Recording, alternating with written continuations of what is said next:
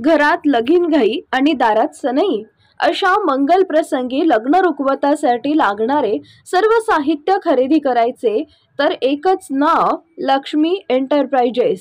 Flora furniture, steel व electronics mall, steel भांडी, सागवान sofa, dining table, showcase, heavy wood base, plywood आणि designer bed व mattress, plywood आणि प्रिंटेड लोखंडी कपाट, सागवान, मार्बल आणि ग्लास टीपॉय इत्यादी भरपूर व्हरायटीमध्ये तयार आणि ऑर्डर प्रमाणे बनवून मिळेल. हॉटेल, रेस्टॉरंट, कॉफी शॉप आणि ऑफिससाठी टेबल, खुर्च्या, कॉम्प्युटर टेबल, बॉश चेअर इत्यादी व्हरायटी आणि स्टॉकमध्ये उपलब्ध.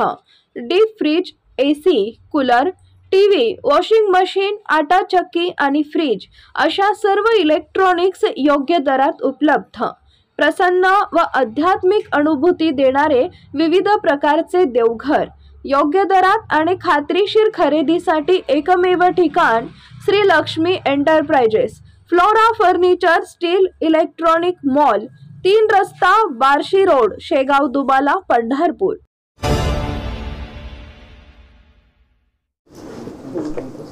भारतीय जनता पार्टीच्या माध्यमातून 23 जागा ज्या भारतीय जनता पार्टीनं मागच्या लोकसभेमध्ये जिंकल्या होत्या त्याच्या सर्व महाराष्ट्रातील 23 जागी भारतीय जनता पार्टीचे प्रदेशाध्यक्ष माननीय बावनकुळे साहेब आणि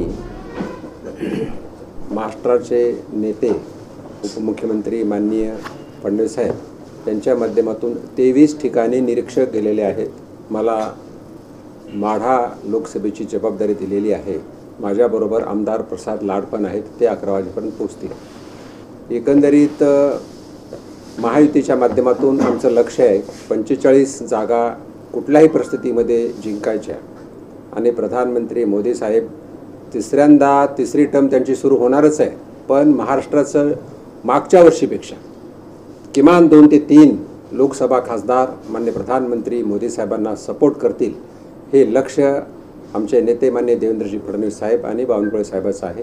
त्याचाच एक भाग म्हणून आज मी इथं आलो. केंद्रीय मंत्र्यांना भाजप लोकसभेला उतरवणार आहे. संभाजीनगरची जागा भाजप मागणार का? संभाजीनगरची जागा, लोकसभेची जागा भारतीय जनता पार्टीनं मागितलेली आहे असं मला सांगण्यात आलेलं आहे आणि आमची तयारी सुरू आहे संभाजीनगरच्या जागेसाठी. पण शेवटी पार्लमेंटरी बोर्ड आणि महायुती जो निर्णय देईल तो आम्हा सर्वांना मान्य असेल. त्याहीपेक्षा संभाजीनगरचा खासदार यावेळेसचा माननीय प्रधानमंत्री मोदी साहेबांना सपोर्ट करणारा असेल याचं आमचं लक्ष आहे आणि ते आम्ही लक्ष गाठणार. उमेदवार असतील? मी एक इच्छुक उमेदवार नक्कीच आहे, पण शेवटी पक्ष सांगेल. मी पक्षाचाच कार्यकर्ता आहे. पक्ष सांगेल ते मला मान्य असेल आणि त्यासाठी आम्ही प्रयत्न करू. महायुतीची ताकद वाढलेली आहे. अजित चव्हाण असतील, अजित पवार असतील, हे सर्व आज महायुतीत आहेत. एकनाथ शिंदे आहेत. तर ही 45 जागांवर 3 जागा कोणत्या सोडल्या, तुमच्यावर जबाबदारी आहे, अशा सोडलेल्या जागा कोणत्या ती आपल्याला येणार नाहीत असं वाटतंय? त्यांचा सर्वे रिपोर्ट आमच्या नेत्यांकडे असेल त्याच्याबद्दल मला कल्पना नाही आहे, पण माझी तर अपेक्षा आहे की 45पेक्षा 48 जागा जिंकतील. कारण आता तिन्ही नेते भारतीय जनता पार्टी, शिवसेना, शिंदे गट आणि राष्ट्रवादी काँग्रेस, अजितदादा गट हे सर्व एकत्र आल्यामुळे 45पेक्षा आम्ही जास्त जागा जिंकू. विरोधक असं म्हणतात की भाजपला स्वतःच्या कामावर विश्वास आहे, तर ही फोडाफोडीचं राजकारण का चालू आहे? फोडाफोडीचं राजकारण बिलकुल नाही आहे. भारतीय जनता पार्टी आता एक जो तत्वानं चाललेला पक्ष आहे आणि भारतीय जनता पार्टीचे तत्व जर कुणाला मान्य होऊन जर कोणी येत असेल आमच्याकडे तर आम्ही त्यांना स्वीकार करतो. जसा आहे तसा आम्ही त्यांना स्वीकारतो आणि भारतीय जनता पार्टीच्या तत्वामध्ये विलीन करून त्यांना त्याचं आम्ही त्याप्रमाणे वागायला हे करतो. अर्थात समजा एखादा पुणे लीडर जर भारतीय जनता पार्टीमध्ये येत असेल तर भारतीय जनता पार्टीचे प्रिन्सिपल्स काय, हिंदुत्व आमचं प्रिन्सिपल आहे, तर त्यांना मान्यच करावं लागेल. ते मान्य करून ते आमच्याकडे आले तर आमच्याप्रमाणे वागत आम्ही त्यांचं स्वागतच करतो. पण भारतीय जनता पार्टीची जी लोक आहेत त्यांच्यावरती अन्याय होत नाही. आज पंकजा मुंडे असतील, राज्यसभेवरती अशोक चव्हाण गेले, अशी चालू आहे. भारतीय जनता पार्टी नेहमीच कार्यकर्त्याला न्याय देते आणि योग्य वेळी योग्य नेत्यांना न्याय मिळतो. म्हणून असे कित्येक आहेत की त्यांना न्याय मिळतोच. 10 वर्ष झाले मोदी सरकार शासन, तरी पण मंत्र्यांना जबाबदारी देऊन मतदारसंघात पाठवलं जातं. भारतीय जनता पार्टी ही कार्यकर्त्याची पार्टी आहे. सर्व कार्यकर्ते, कोणी मंत्री असेल, कोणी पदाधिकारी असेल किंवा कोणी एखादा वार्डाचा अध्यक्ष असेल, सर्वांना इक्वल न्याय देऊन सर्वांना समावेशक अशी पार्टी आहे. इथले कुठल्याही परिवाराची पार्टी नाही, कुठल्या नावावर चालत नाही, तुमच्या कामावर चालते, तुमच्या ओव्हरऑल तुमचं बिहेवियर त्याच्यावर चालते. म्हणून भारतीय जनता पार्टीमध्ये नेहमीच कामाला महत्त्व आहे, विशेषतः राष्ट्रीयत्व आणि विकास. भारत देशाचा माननीय प्रधानमंत्री मोदी साहेबांनी ठरवलं की भारत देशाला एक विकसित राष्ट्र 2047पर्यंत बनवायचं आहे. म्हणून तुम्ही 10 वर्षाचा जर कारभार पाहिला मोदी साहेबांचा, तर कित्येक विकासाची कामं झाली. रस्त्यावरील गोरगरीब चालणारा स्ट्रीट व्हेंडर, तुम्ही ज्या भागात राहतात, कॉलनीमध्ये राहतात, म्हणजे स्ट्रीट व्हेंडर म्हणजे तुम्हाला फळभाजी विक्रेता, भाजीपाला विक्रेता, ग्रामीण भागातले लोक रस्त्यावर येऊन बसतात, भाजीपाला विकतात, त्यांना सुद्धा विदाऊट कोलॅटरल 80,000पर्यंत कर्ज दिलेलं आहे. मी बँकेचा मंत्री देशाचा, मी पाहतोय जवळजवळ 46 लाख लोकांना अशा प्रकारचं कर्ज दिलं आहे. आणि मला तुमच्याशी शेअर करायला आनंद होतोय की मागच्या या 10 वर्षाच्या काळामध्ये 25 कोटी लोक, 25 आता इकडं ऐका तुम्ही पत्रकार, 25 कोटी लोक पॉवर्टी लाईनच्या उपर आले.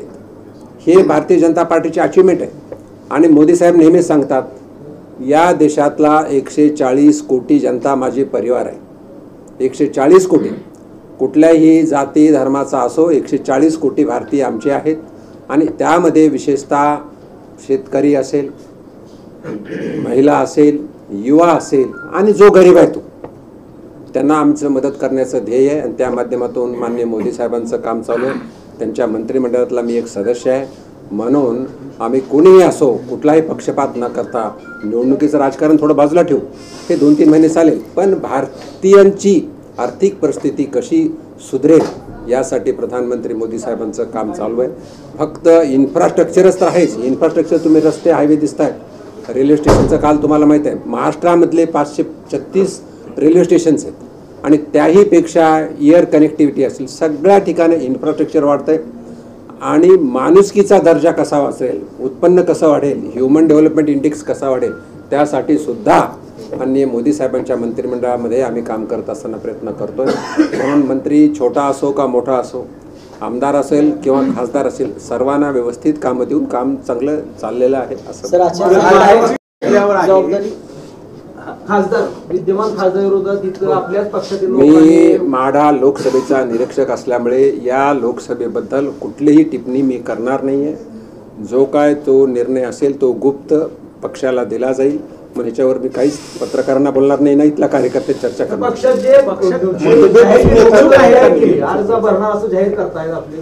इच्छुक असेल, सर्वांचीच अपेक्षा असेल, त्यांना आम्ही भेटणार आहोत. जे कोणी आज मला भेटतील त्यांचं आम्ही निरीक्षण करू आणि त्यांचा गुप्त अहवाल प्रदेशाध्यक्ष आणि भाजपाचे नेते माननीय फडणवीस साहेब यांच्याकडे आम्ही सादर करू. उमेदवार कुठलाही ठरणारं पार्लमेंटरी बोर्डच ठरवत असतं, कुठलं दिल्लीचं. त्याच्यामध्ये माननीय फडणवीस साहेब एक सदस्य आहेत, जे 11 लोकांची कमिटी आहे देशाची. त्याच्यामध्ये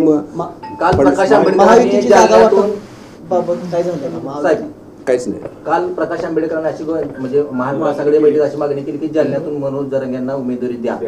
तर याच्याकडे कसं तुम्ही बघताय?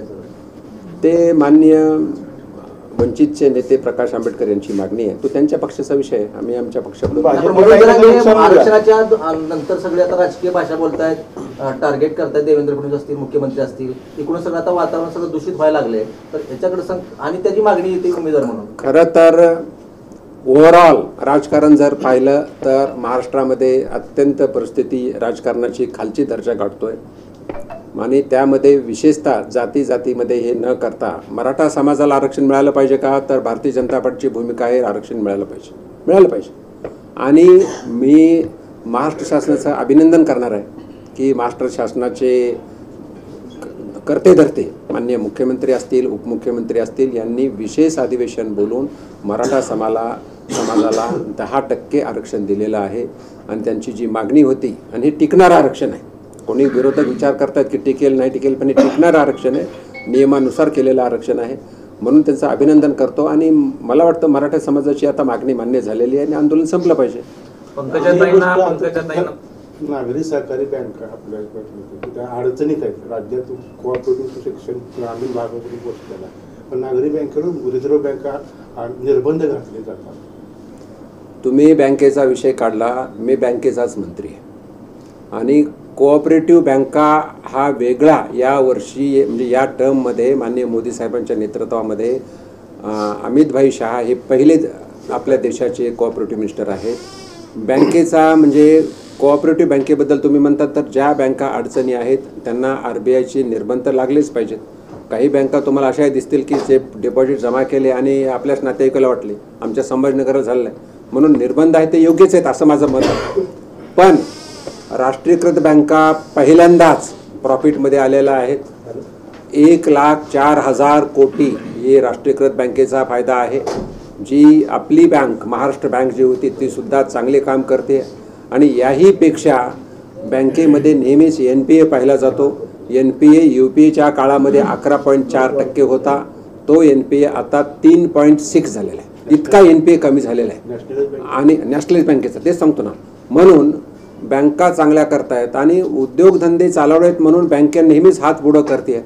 कोलॅटरलमध्ये बरेच आता युवक समजा शिक्षण झालं, ग्रॅज्युएट झालं, कोलॅटरल नसेल त्याला लोन मिळत नव्हतं. पण माननीय मोदी साहेबांनी मुद्रा योजना त्यांच्या नेतृत्वात काढली. 10 लाखपर्यंत कुठल्याही प्रकारचं कोलॅटरल न घेता लोन मिळतं आहे आणि असं तुम्हाला आश्चर्य वाटेल की 43 कोटी लोन अशा प्रकारचे दिलेले. 43 कोटी जनता म्हणत नाही मी, 43 कोटी म्हणजे कसं की समजा तुम्ही अगोदर 1 लाख लोन घेतलं ते फेडलं, तुम्ही परत दुसऱ्यांदा 5 लाख घेतलं ते फेडलं, असे 43 कोटी आकडा झाला. म्हणजे एकंदरीत रोजगार निर्मिती सुद्धा भरपूर झालेली आहे. MSME सेक्टर जर घेतलं तर आपल्या भारत देशामध्ये MSME सेक्टरची कामगिरी अत्यंत चांगली आहे आणि भारत देश हा आर्थिक सत्ता बनतोय. जी 10व्या नंबरची अर्थव्यवस्था होती 2014 साली ती आता 5व्या नंबरची झाली आणि माननीय मोदी साहेबांच्या नेतृत्वामध्ये आपणाला ती लवकरात लवकर 2026 पर्यंत ही अर्थव्यवस्था 3ऱ्या नंबरची होणार आहे. आपण $4 ट्रिलियन पर्यंत पोहोचलोय. आता $5 ट्रिलियन ह्या 2 वर्षामध्ये होईल. तर एकंदरीत फक्त तुमच्या माध्यमातून जनतेला एवढंच सांगायचं की माननीय मोदी साहेबांच्या नेतृत्वामध्ये भारत देश हे विकसित राष्ट्र बनण्याच्या वाटेवरती आहे. 2 टर्म अत्यंत चांगलं कामगिरी केल्यानंतर जनतेने माइंड बनवले आता की येणारा काळ हा भारतीय जनता पार्टीचाच असेल. राष्ट्रीय सरकार जे असेल ते NDAचं असेल. मोदी साहेब 3ऱ्यांदा प्रधानमंत्री होतील आणि जसं जागतिक कीर्तीमध्ये त्यांचं नाव आहे तसं आर्थिक स्थितीमध्ये सुद्धा भारताची परिस्थिती चांगली आहे. ताज्या घडामोडी जाणून घेण्यासाठी शिवशाही न्यूज यूट्यूब चॅनलला सबस्क्राईब करा. आपण हा व्हिडिओ फेसबुकवर पाहत असाल तर फेसबुक पेज फॉलो करा आणि शिवशाही न्यूज.com या आपल्या वेबसाईटलाही भेट द्या.